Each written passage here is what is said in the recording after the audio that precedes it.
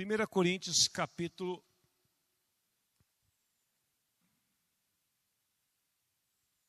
11. Na verdade, você está lendo ali o capítulo 10, versículo 17, que é o versículo tema para esta ministração. Se você olhar aqui para o telão, você vai ver. Vamos ler juntos então, aqui 1 Coríntios 10, 17, depois a gente vai para o capítulo 11. Vamos lá? Porque nós, embora muitos, somos unicamente um pão. Que mais? Somos um só corpo, porque todos participamos do único pão. Então o tema dessa meditação é: somos um só em Cristo Jesus. Então abra comigo agora 1 Coríntios capítulo 11, e nós vamos fazer a leitura aqui deste texto, e depois eu vou olhar com você o contexto da palavra de Deus. 1 Coríntios capítulo 11, versículo 17. 17. Se puder deixar essa luz aqui, essa vapor, viu? Ligada, porque ajuda eu olhar aqui. Ela não interfere tanto ali no telão. 1 Coríntios capítulo 11, versículo 17 em diante.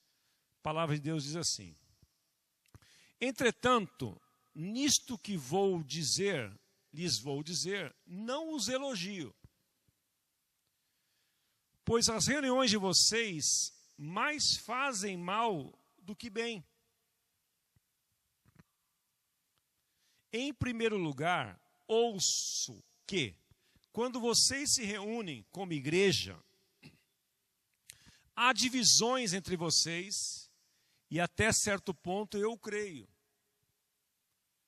Pois é necessário que haja divergências entre vocês, para que sejam conhecidos quais dentre vocês são aprovados. Versículo 20. Quando vocês se reúnem, não é para comer a ceia do Senhor, porque cada um come sua própria ceia sem esperar pelos outros. Assim, enquanto um fica com fome, outro se embriaga. Porque a ceia naquela oportunidade era com vinho mesmo, né? Vinho de verdade. Será que vocês não têm casa onde comer e beber? Ou desprezam a igreja de Deus e humilham os que nada têm? Que lhes direi? Eu os elogiarei por isso? Certamente que não. Pois recebi do Senhor o que também lhes entreguei, que o Senhor Jesus, na noite em que foi traído, tomou o pão e, tendo dado graças, partiu-o e disse: isto é o meu corpo que é dado em favor de vocês. Façam isso em memória de mim. Da mesma forma, depois da ceia, ele tomou o cálice e disse: este cálice é a nova aliança no meu sangue. Façam isso sempre que o beberem em memória de mim. Porque sempre que comerem deste pão e beberem deste cálice, vocês estarão anunciando a morte do Senhor até que ele venha.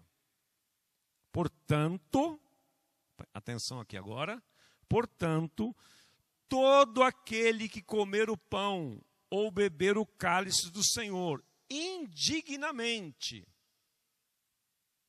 será culpado de pecar contra o corpo e o sangue do Senhor.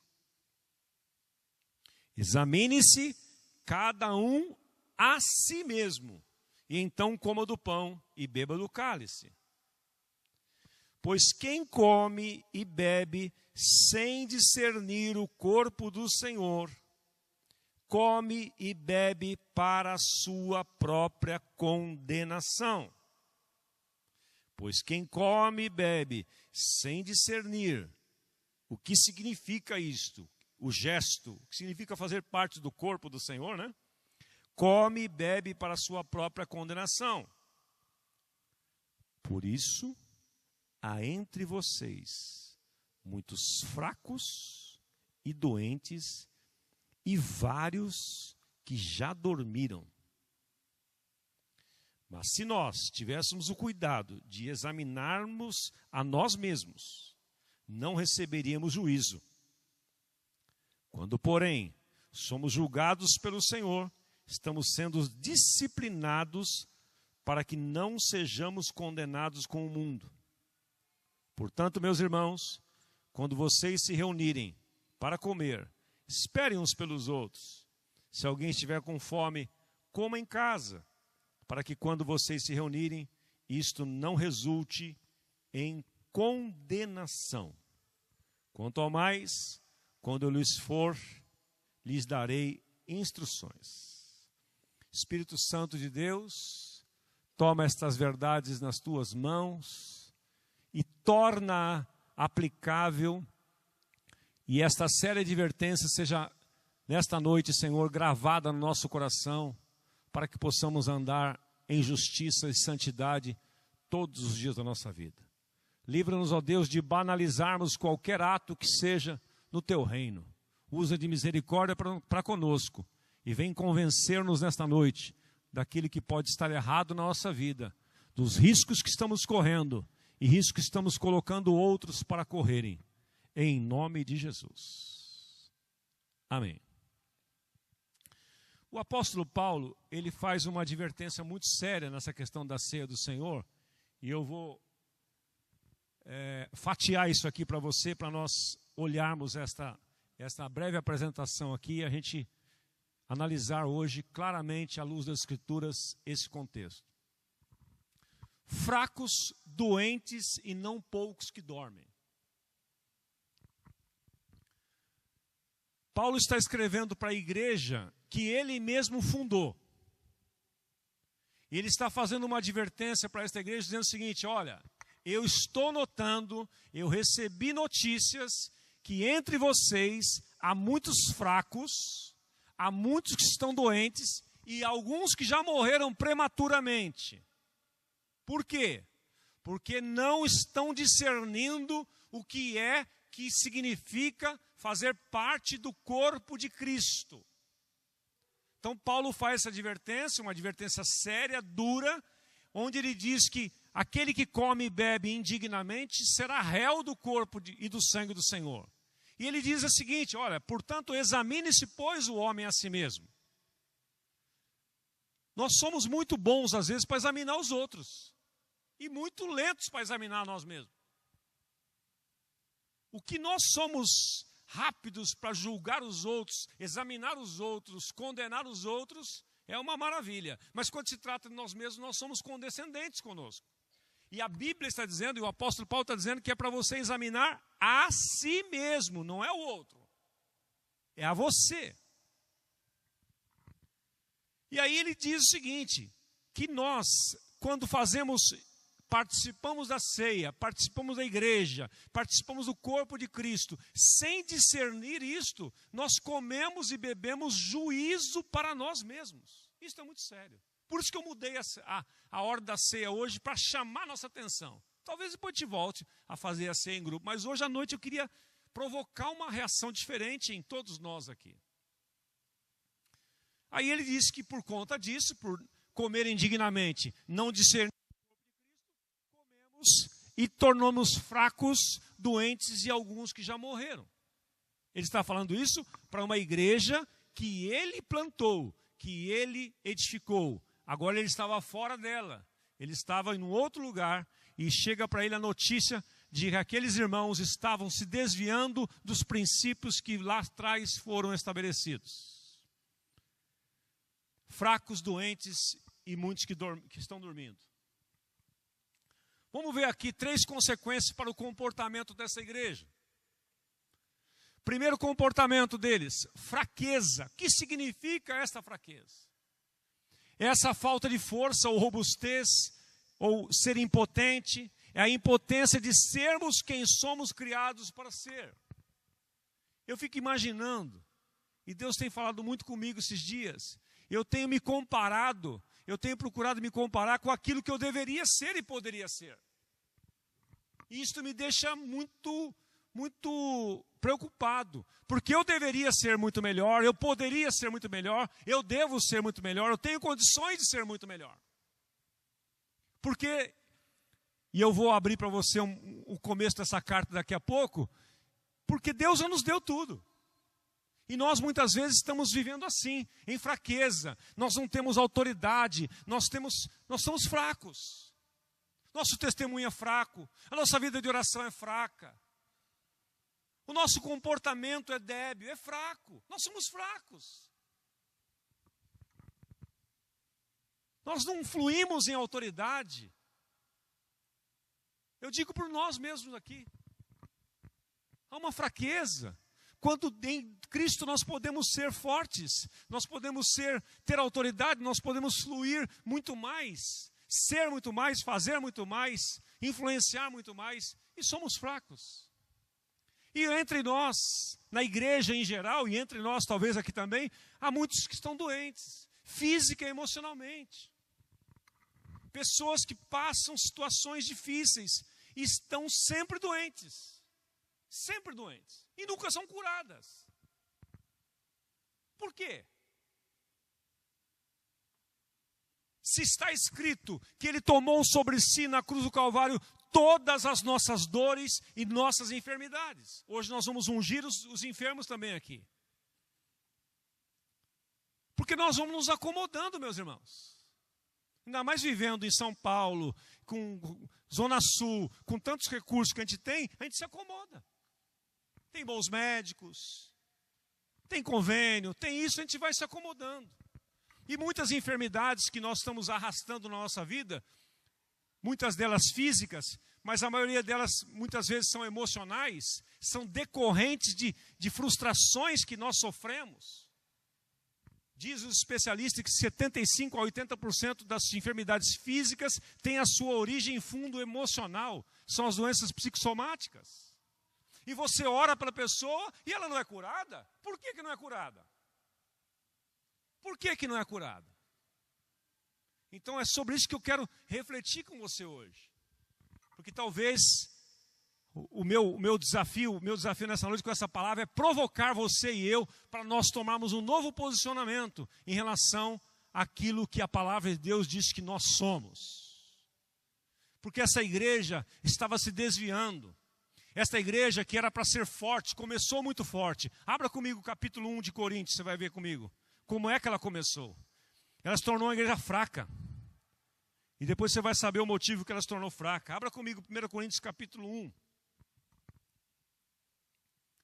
Paulo chamado para ser apóstolo de Cristo, verso 1, né? Pela vontade de Deus e o irmão Sóstenes, a igreja de Deus que está em Corinto. Olha como ele aborda os irmãos. Olha como ele vê aquela igreja. Olha como ele vê. Ele está olhando aquela igreja no seu nascedouro. E olha o que ele diz dela. Aos santificados em Cristo. Aqueles que são chamados para serem santos. Juntamente com todos que em toda parte invocam o nome do Senhor Jesus Cristo, Senhor deles e nosso. A vocês, graça e paz da parte do nosso Pai e do Senhor Jesus Cristo. Sempre dou graças a meu Deus por vocês, por causa da graça que lhes foi dada por intermédio de Cristo Jesus. Veja aqui que ele fala aqui no verso 5. Pois nele vocês foram enriquecidos em tudo. Isto é, toda a palavra, todo conhecimento, porque o testemunho de Cristo foi confirmado entre vocês, de maneira que não lhes falta nenhum dom espiritual, enquanto vocês esperam nosso Senhor Jesus Cristo seja revelado. Esta é a igreja que Paulo plantou. No seu início ela era assim. Uma igreja abundante. Ele diz, olha, vocês foram enriquecidos em todas as coisas, nenhum dom falta a vocês. Então, meus irmãos, com isso eu concluo que é possível nós começarmos muito bem e terminarmos muito mal. É possível. Se você olhar para nós, para a sua vida pessoal, e o negócio hoje é examinar a nós mesmos, eu quero fazer uma pergunta para você. Você está mais apaixonado por Jesus hoje ou do tempo que você reconheceu a Ele, recebeu Jesus como Senhor e Salvador? Você é mais apaixonado hoje por Jesus, pela igreja, ou você já foi mais apaixonado? É só para você pensar. Você já serviu a Jesus com mais intensidade no passado do que hoje? Se isso está acontecendo com você, você está se desviando, você está se apostatando da fé sem perceber.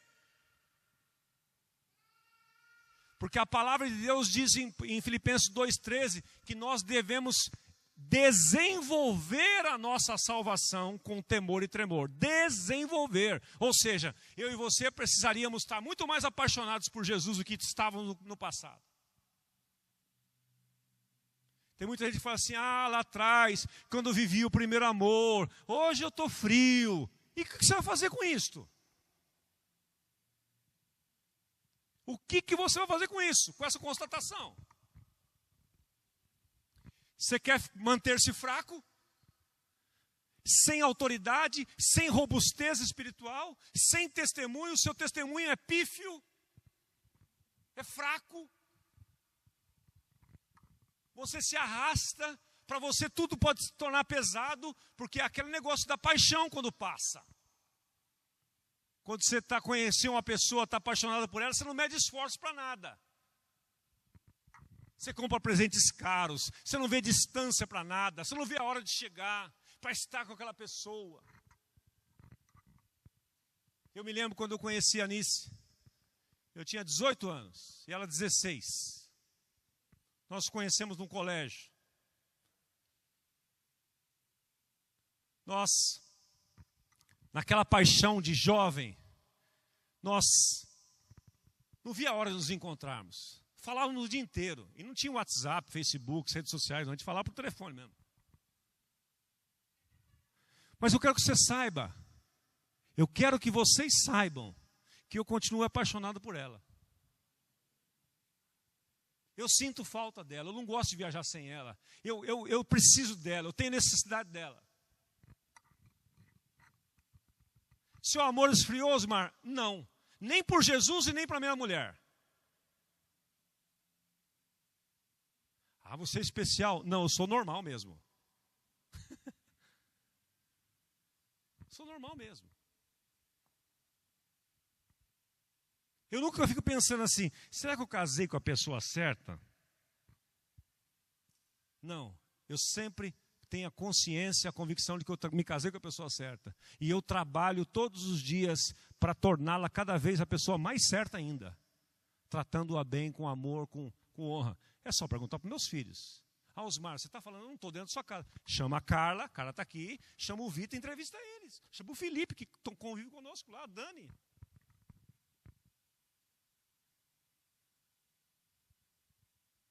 Gente, nós precisamos parar. Nós vamos adotando algumas posturas na nossa vida que vai nos distanciando de Deus, dos irmãos. E vamos ficando fracos, e vamos adoecendo, e vamos morrendo. Gente que vai morrendo prematuramente. Esses dias chocou a notícia que um pastor americano de 31 anos se suicidou por depressão, síndrome do pânico. Chocou o mundo.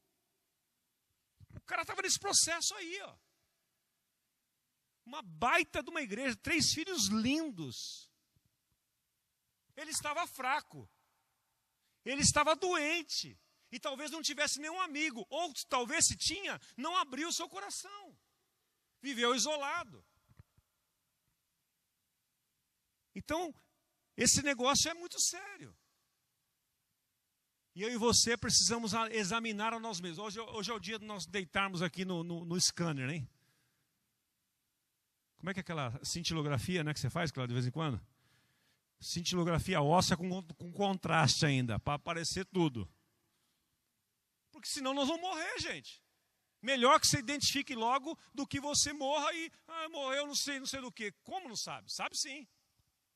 Examine-se, pois, o homem a si mesmo.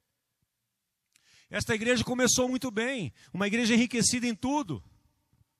E no capítulo 2 em diante, Paulo já começa a lidar com os problemas dela. começa a haver divisões. No capítulo 3 ele fala assim, eu não posso falar com vocês como espirituais, porque vocês são carnais, vocês ficam disputando entre vocês, ficam brigando, um de bico com o outro. Qualquer coisa vocês se ofendem, em outras palavras ele está falando. Tem gente que é ultra sensível, é doente.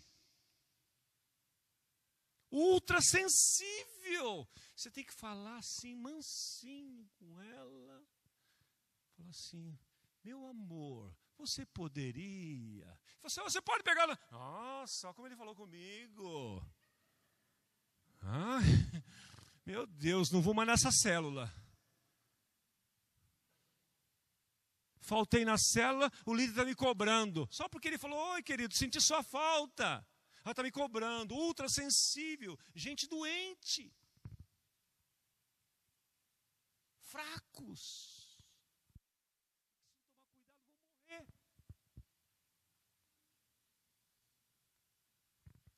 Veja que Paulo não está falando aqui a indivíduos, mas ele está falando a toda a igreja. Ele não está falando com uma pessoa só, não. Ele está falando para toda a igreja. A igreja que ele plantou. Nas últimas décadas, muita ênfase tem sido colocada em nosso relacionamento pessoal com Cristo. É claro que isso é um aspecto real e muito importante do cristianismo. Entretanto, o que não tem recebido a mesma ênfase é a realidade corporativa de sermos um só corpo. Somos todos um em Cristo. O que eu quero dizer com isso? O que eu faço reflete em você. O que você faz reflete em mim. É assim. Quando nós somos uma família, somos uma comunidade, somos uma igreja, é assim. É assim. Quando minha esposa passou por um câncer no ano 2012, 2013, afetou todos nós. Todos nós. Nossa casa, a casa dela, a minha família, a comunidade lá na sede, a comunidade aqui em Vila Mariana, quando nós estávamos em Vila Mariana, afetou todo mundo. É assim. Nós somos um corpo. Tudo o que acontece com você afeta a mim. As coisas boas e ruins também. Por isso que eu quero chamar a sua atenção, antes de nós tomarmos a ceia para isto. O efeito do pecado na vida do super-homem. Por isso que eu quero recomendar para você. Porque parte desta mensagem eu extraí deste livro que nós temos recomendado a você. Todos os líderes desta comunidade devem ler esse livro. No próximo domingo agora eu vou fazer um GD aqui à tarde com minha equipe pastoral. E eu lancei um desafio para eles. Todos chegarem aqui tendo lido até o capítulo 16. Porque o capítulo 15 e 16 é forte. É dose cavalar mesmo. E nós vamos orar sobre estes pontos. E depois futuramente nós vamos trabalhar isso com a liderança. Com a liderança. Isso aqui é um preventivo tremendo para nós vivermos uma vida de santidade e pureza e justiça. Então, o Bever diz o seguinte, que ele faz uma comparação no livro dele, falando do super-homem, que num dado momento da história do super-homem apareceu uma substância no seu planeta chamada kryptonita, que quando ele era atingido por ela, ele virava um fracote, mais fraco que um homem qualquer. Aquele super-homem criado para vencer tudo, né, levantar aviões e tudo mais, ele ficava fraco. Por quê? Se o pecado não for confrontado, pode fazer com o crente o que a kryptonita pode fazer com o super-homem, chegando inclusive ao ponto de causar a morte. O efeito do pecado nos enfraquece, impedindo-nos de andar no poder da natureza divina. Veja que essa igreja começou muito bem. Vou lembrar você, em tudo foste enriquecidos, em toda sabedoria, nenhum dom vos falta. Esta igreja começou a milhão. Mas de repente, ela começou um declínio. E Paulo chama a atenção. Ele chama a atenção fortemente, porque o efeito do pecado nos enfraquece e nos impede de ser aquilo que Deus desejou que sejamos. Veja esse depoimento de alguns homens de Deus quando o pecado os atingiu. Que a kryptonita nada mais é do que o pecado, a idolatria, a cobiça, toda essa sorte de pecados, né? O rei Davi admitiu uma vez em que não se arrependeu e confessou o seu pecado, lamentando o seguinte, olha, minhas forças foram se esgotando como em tempo de seca. Porque quando a pessoa está comprometida com o pecado, ela está sendo atacada por algo, ela esconde isso, ela não confessa isso, ela não traz a luz para ser curada, ela vai minguando. É isso que Davi está dizendo aí. Olha, as minhas forças foram se esgotando. No capítulo 31 de Salmo, versículo 10, ele diz, e a versão aí da Bíblia Mensagem, dizendo o seguinte: todos os sucos da minha vida secaram. E outro versículo ele diz: o pecado esgotou a minha força, estou sendo consumido por dentro. O pecado mata. O pecado mata. Ele enfraquece você. Você começa a não sentir prazer em mais nada. Você começa a se distanciar das pessoas. Porque a Bíblia diz que aquele que anda na luz, está numa vida na luz, não tem nada que ocultar, ele vem para a luz, ele não tem problema nenhum. Mas quando você está vivendo em pecado, você começa a se distanciar do corpo de Cristo, da comunhão com os irmãos, e você começa a dar desculpas. Meus amigos, eu estou há 34 anos nessa jornada, eu sei do que eu estou falando. Eu já vi muita gente melhor do que eu ser mordido por essa isca do pecado, não ter coragem de confessar a tentação. Aquela tentação deu origem ao pecado, que é o tema da próxima semana, quando eu vou falar sobre idolatria aqui. Mensagem que eu preguei na sede hoje de manhã. E a pessoa é mordida por isto. Ela vai minando as suas forças. Se você tem filho adolescente, eu vou dar um exemplo para você que vai ficar muito claro. Quantos tem filho adolescente já tiveram aqui? Você está com o filho, está aquela alegria em casa, daqui a pouquinho você sente seu filho meio quieto, calado, distante, muito no quarto, sozinho. Pode sentar, olhar no olho e perguntar, que você vai descobrir que ele está vivendo em desobediência, alguma tentação está rondando ele, algum pecado ele está vivendo e ele começa a fugir da comunhão com a família. Outra dica que eu vou te dar: o comportamento dele muda, o semblante muda. Ele começa a ir mal na escola. E outra coisa fatal, ele se torna grosseiro. Do nada, ele te dá uma resposta atravessada, você falou: epa, desconheço isso. Pode sentar, olhar no olho e perguntar: meu filho, está tudo bem com você? Mas olha, dentro do olho, eles fogem até do olhar da gente. Pode pesquisar que tem. O ser humano, adulto, diferente do adolescente, ele consegue disfarçar mais. Ele ganha aquela habilidade. Não, está tudo certo. Mulher dá uma maquiada, faz uma chapinha, uns cílios aqui e tal, dá aquele up, né? Mulher é mais fácil, homem que é difícil, né? Eu quando estou ruim, todo mundo bate o olho na esquina e já sabe que não estou legal. Mas mulher tem esse recurso. Mas é assim. É assim. E muitas vezes as pessoas estão em cadeias, estão enfraquecendo.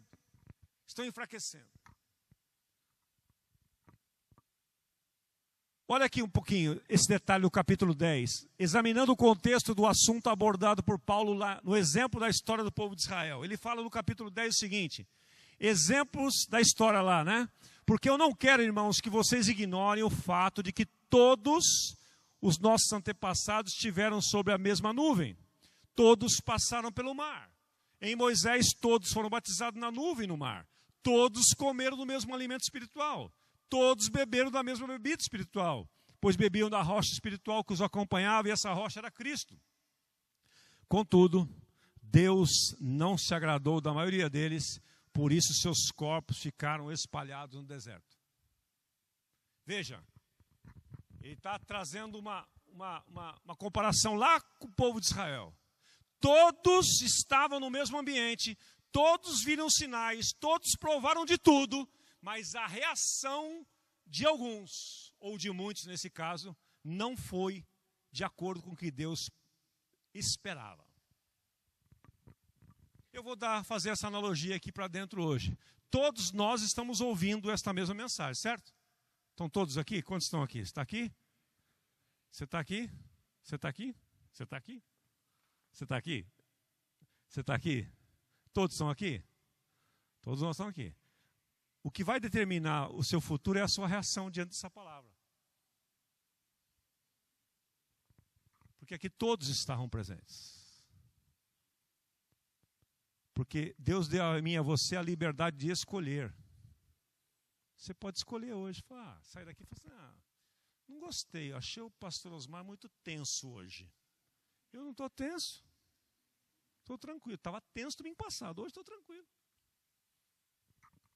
Quando eu preguei na comunidade 7 essa palavra, eu estava tenso mesmo. Passei uma semana tenso. Mas hoje não, estou tranquilo. Estou fazendo um devocional com a minha célula aqui. Tudo vai dar a sua reação. Ou você fala assim, eu já conhecia esse negócio tudo aí. Conheço. Faltou isso, inclusive, faltou aquilo. Falta, sempre falta mesmo. Todos estão aqui, como todos estavam lá. Mas a reação de alguns foi uma reação que os levou à morte. 5 motivos que causaram a morte do povo de Israel. O primeiro deles, a cobiça. Segundo, a idolatria. Terceiro, a imoralidade. Quarto, testar a Deus. E quinto, a murmuração.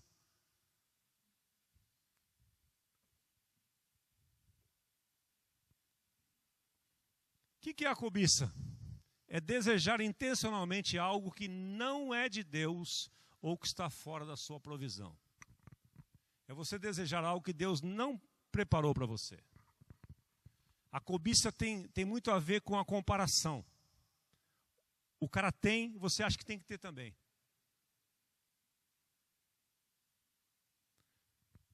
Aí você começa a ser enredado nesse negócio. Não é para você. Era para o outro, não era para você. Aí você começa a comparar. A idolatria, que eu vou abrir no próximo slide, que é a adoração a ídolos. A imoralidade. Tudo isso aqui mata. Tudo isso aqui matou o povo de Israel no deserto. Ou uma coisa ou outra. Ou foi a cobiça, ou a idolatria, ou a imoralidade. No grego a palavra moralidade é pornel, que significa prostituir o corpo para a concupiscência do outro. Prostituir o corpo para oferecer ao outro, para provocar o desejo ou suprir o desejo do outro. É entregar-se à relação sexual ilícita. Isto mata. Paulo está falando de tudo isso dentro do contexto lá. Olha. Por isso há muitos fracos, doentes e muitos que estão morrendo prematuramente. Por quê? Por causa da cobiça, por causa da imoralidade, porque estão cometendo fornicação. Fornicação é a relação sexual entre solteiros. Isto é abominável para Deus. Porque a palavra de Deus diz em 1 Coríntios capítulo 6, versículo 9, que os fornicários, os impuros, os homossexuais, passivos e ativos, não herdarão o reino de Deus. Só que isso não pode se falar mais. Que agressivo, Osmar. Então é a Bíblia. Vamos abrir a Bíblia? 1 Coríntios 6, 9 a 10.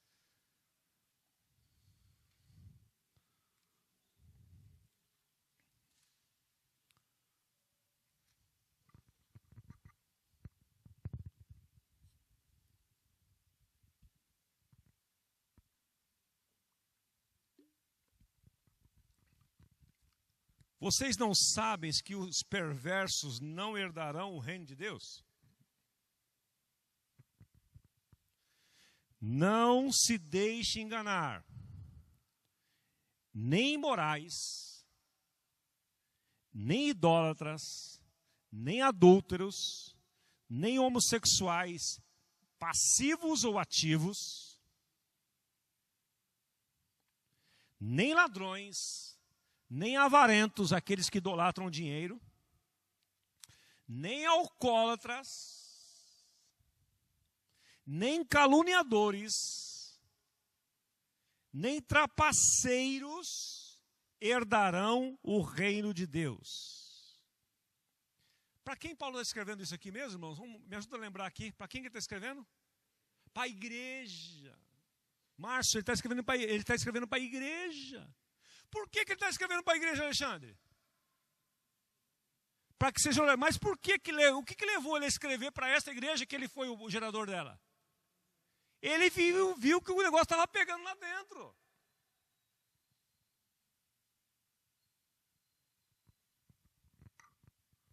Mas assim foram alguns de vocês, mas vocês foram lavados, vocês foram santificados, vocês foram justificados no nome do Senhor Jesus Cristo e no Espírito do nosso Deus. Irmãos, as pessoas não se convertem você só falando que Deus as ama. Você tem que dar a mensagem completa. Deus é amor, sim. Mas você precisa mostrar para as pessoas que elas caminham para a morte. E nós somos muito cheios de dedos. Nós somos muito individualistas. E tem pessoas ao nosso lado que estão caminhando para a morte. E nós não falamos. Às vezes não falamos nem para quem está dentro da nossa casa. Porque a gente não quer chatear a pessoa. Está o vídeo no ponto aí para mim? Aquele vídeo que eu mandei? Tem um vídeo de 3 minutos que vai ilustrar isso para você. Veja aí que depois eu volto para a gente concluir.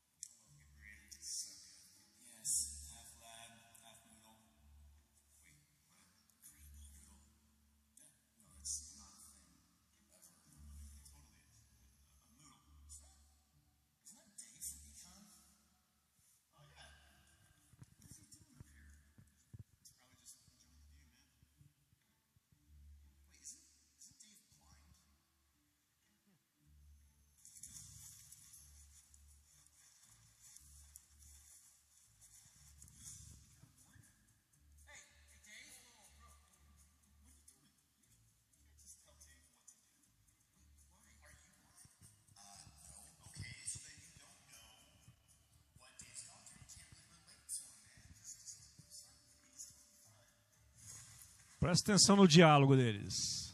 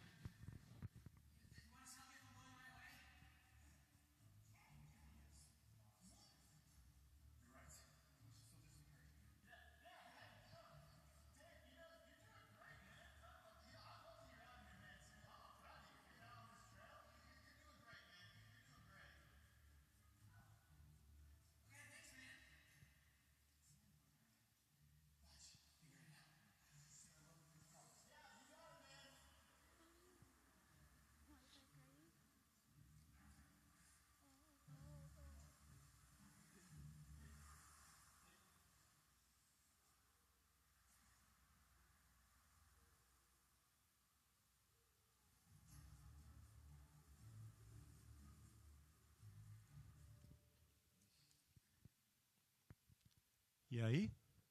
Quer comentar com seu amigo do lado aí para quebrar um pouco O gelo? O que você aprende com essa lição? Vamos comentar um pouquinho. Comente aí com o seu amigo do lado. Diante desta palavra, o que isso tem a ver com tudo isso? O que esse vídeo mostra para você?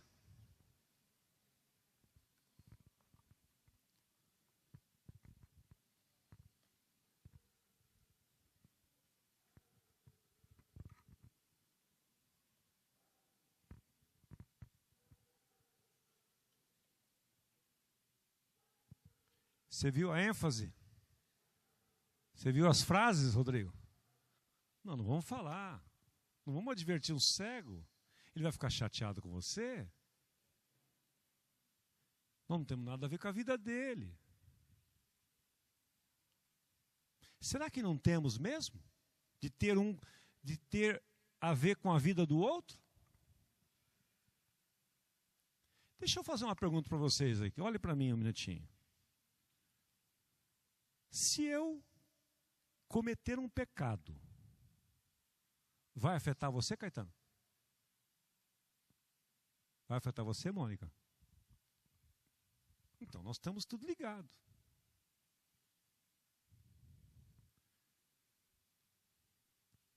Se eu cometer um deslize moral, vai afetar o Carlos Alberto Bezerra? Vai. Vai afetar a Carla? Vai afetar o Vitor? Vai afetar os pastores lá do Japão? Meus amigos, que eu sou mentores deles? Vai? Ah, tá. Então o seu pecado também me afeta.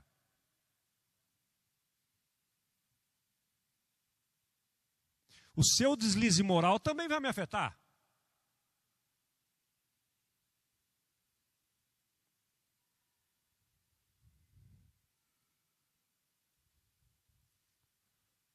Volta à apresentação que eu vou concluir aqui, por favor.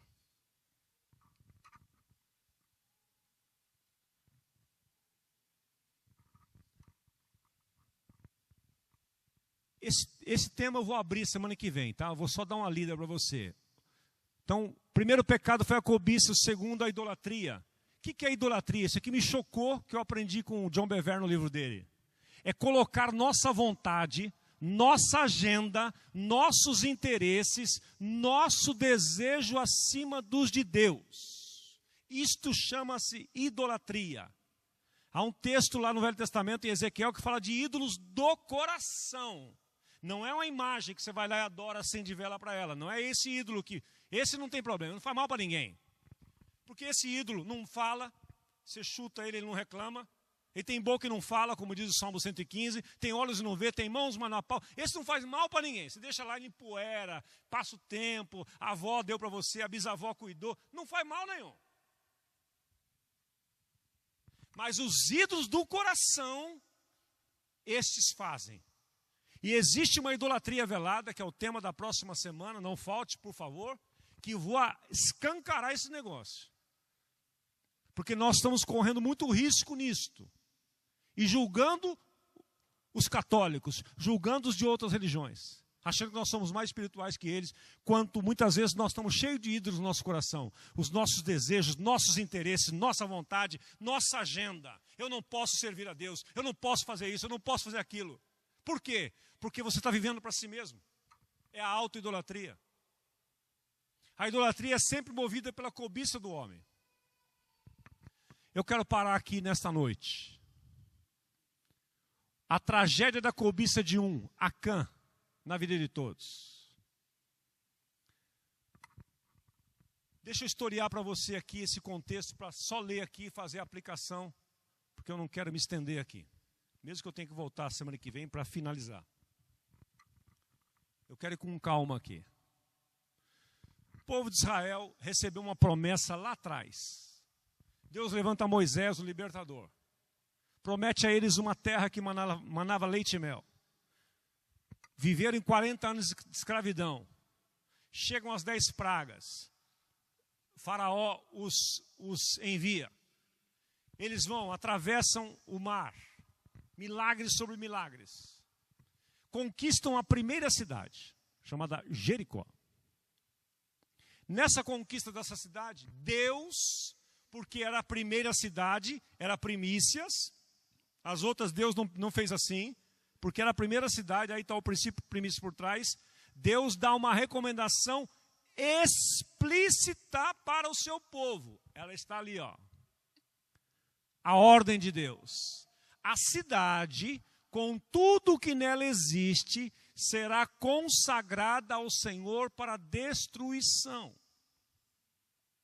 Somente a prostituta Raabe e todos que estão com ela em sua casa serão poupados, pois ela escondeu os espiões que enviamos. Deus havia prometido lá atrás, quando os 2 espias foram, Raabe, que era uma prostituta, escondeu eles lá e ele falou assim, ó, porque você serviu a nós, serviu a Deus, nós vamos proteger você e sua casa. Então, o único que deveria ser poupado era Raabe, o restante tudo destruído.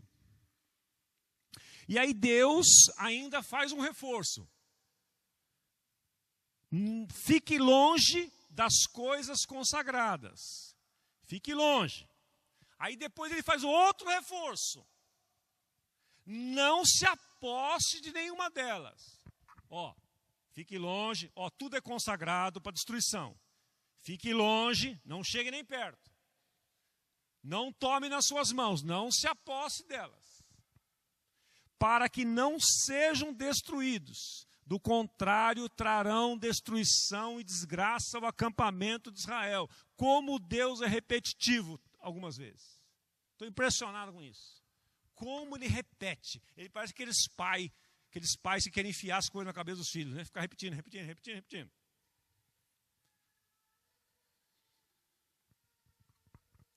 Toda a prata, todo o ouro, todos os utensílios de bronze, ele vai detalhando. De ferro, são sagrados, pertencem ao Senhor e deverão ser levados para o seu tesouro. Pergunto a você, essa ordem estava clara ou não? Claríssima, né? Vamos ver o que aconteceu então. O pecado de Acã afetou a todos. Mas os israelitas foram infiéis com relação às coisas consagradas. Acã, filho de Carme, filho de Zim, filho de Zerá, da tribo de Judá, apossou-se de algumas delas. E a ira do Senhor se acendeu contra quem? Contra Israel. Quem é que se apossou? Acã. Ele era uma pessoa. O pecado de um afeta a todos. Ele era uma pessoa. E ele paralisou todo Israel com o seu pecado. A ira do Senhor se acendeu contra Israel.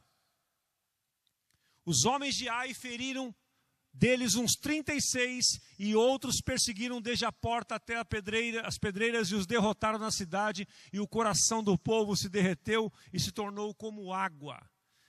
Logo depois deles, como é que isso aconteceu? Eles conquistaram Jericó, tudo conquistado, maravilha, vitória, pá. Aí chegou uma cidade, tinha uma cidadezinha pequena, que era a próxima cidade, chamada Ai. Foram fazer uma análise e então viram que a cidade era pequena, os inimigos eram fracos, não precisava de tanto movimento, tanto poder bélico para se apossar. Mandaram uns poucos homens lá, uns 2.000. Quando para Jericó foram 600.000. E 2.000 dava conta, mas eles perderam a batalha. Eles estavam fracos, eles estavam doentes e morreram 36 por causa do pecado de um. Josué foi falar com Deus, sobra para o líder.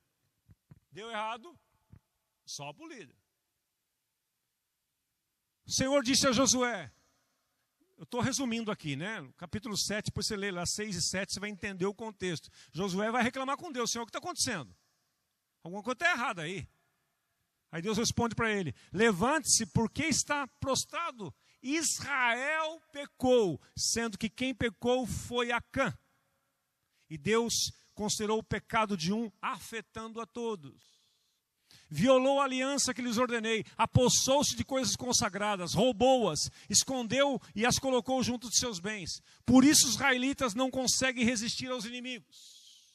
Estão fracos, estão doentes e alguns que estão morrendo. Fogem deles porque se tornaram merecedores de sua destruição. Não estarei mais com vocês.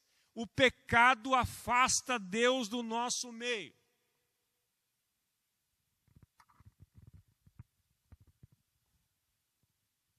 Vá santifique o povo. Diga-lhes, santifique-se para amanhã, pois assim diz o Senhor Deus de Israel, há coisas consagradas à destruição no meio de vocês, ó Israel. Vocês não conseguirão resistir aos seus inimigos, enquanto não as retirarem.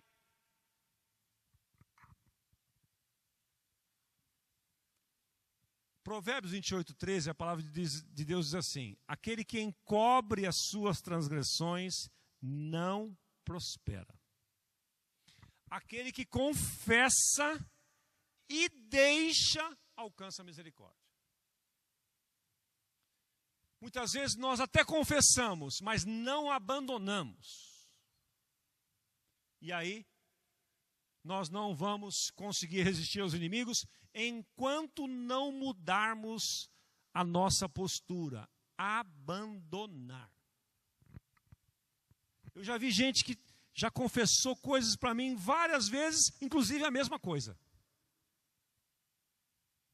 Só que não abandona. E aí nada muda. Só agrava.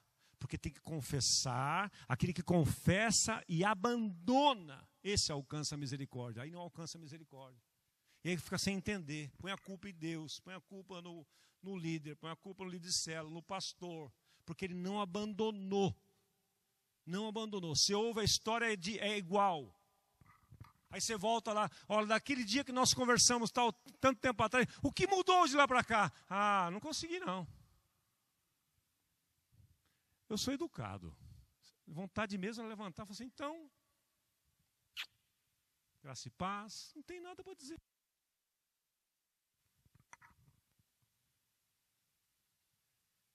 Mas eu vou mudar minha postura também nessas coisas.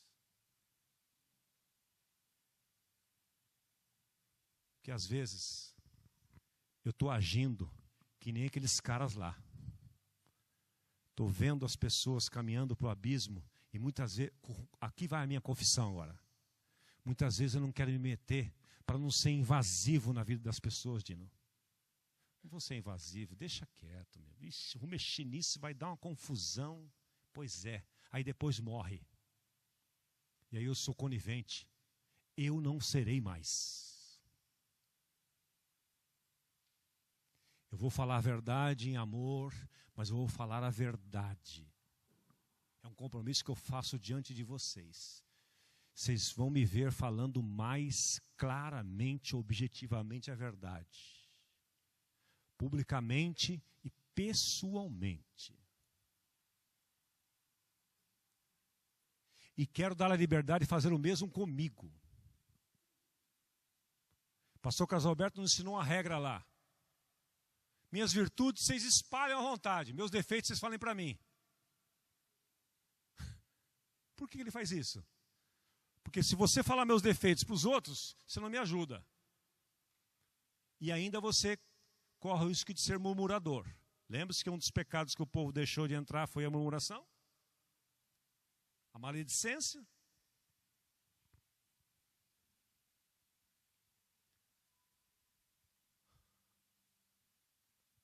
Voltando à igreja de Corinto. Esse incidente no Antigo Testamento ilustra a mensagem de Paulo à igreja de Corinto. É por isso que muitos de vocês estão fracos, alguns doentes e outros que já morreram. Apesar de sermos muitos diferentes, cada um de nós sermos responsáveis pelo nosso próprio relacionamento com Deus, aos olhos de Deus também somos um corpo, o corpo de Cristo, unidos como Israel era. Claro que existem consequências pessoais para o pecado praticado intencionalmente. O exemplo de Acã. Ele prejudicou todo Israel, mas ele morreu apedrejado. Ele e toda a sua casa. Deus falou para Josué, tira ele da tenda, tudo que ele tem, joga ele no meio. E ainda fez publicamente. Para que houvesse temor no meio do povo. Ele foi apedrejado até a morte. Precisamos ficar focados aqui na verdade que ele está revelando. Ele está abordando os crentes como um corpo, uma igreja, um povo unido. Neste caso é o corpo de Cristo na cidade de Corinto. Assim como todo Israel foi vítima da criptonita quando Acã pecou. É um trecho lá da página 45 do criptonita. Qual a solução então? Para nós tomarmos a ceia aqui. A primeira delas é andar na luz. 1 João capítulo 1, versículo 5 a 9, diz que Deus é luz e nele não há trevas nenhuma. Andar na luz. Andar na luz é você viver uma vida de transparência, não camuflada, não mentirosa, não, oculta. Ser transparente, andar na luz, porque Deus é luz. Não ficar escondendo as coisas. Segundo, experimentar morte e ressurreição com Cristo. Como é que se vence tudo isso? Com uma experiência real de regeneração. Porque talvez alguns já ouviram muito sobre o amor de Deus, o perdão de Cristo, Ele nos perdoou, a graça é abundante, mas não morreram para o pecado ainda. E aí, o pecado vai dominar você. Se com morte e ressurreição a tentação nunca para, imagina sem natureza então. Qual o terceiro passo? Confessar as tentações para não ter que confessar o pecado para muitos. Porque essa é uma regra. Quando você não tem coragem de confessar a tentação para uma pessoa mais madura que você, que vai orar por você, vai compreender você, é o preventivo, você não confessa. Fala, não, deixa quieto, vai passar esse negócio. Não, eu estou aqui seduzido pela minha colega de trabalho lá, mas deixa quieto. Estou aqui seduzido por aquele moço, mas deixa quieto. Eu estou aqui quase caindo no pecado sexual com meu namorado, mas não vou falar não, deixa quieto.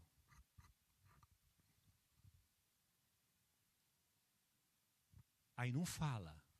Quem não confessa a tentação para por vergonha, vai ter que arrumar coragem para confessar o pecado consumado para muitos.